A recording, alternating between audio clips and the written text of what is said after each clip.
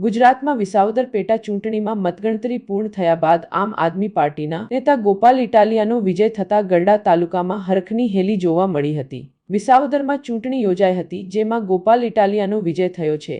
ત્યારે આમ આદમી પાર્ટી દ્વારા ગરડા શહેરના 4 રસ્તા અને માણેકચોક વિસ્તારમાં કાર્યકરો દ્વારા આતિશબાજી કરીને ઢોલ નગારા સાથે મીઠાઈ વહેંચી જીતની ખુશીની ઉજવણી કરી હતી।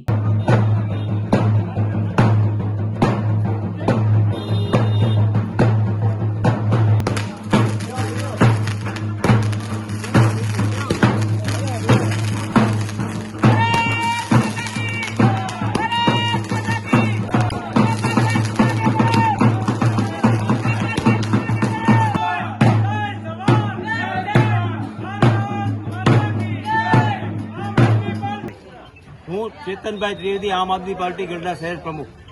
આજે આતશબાજી કરવામાં આવી શેની બાબતની?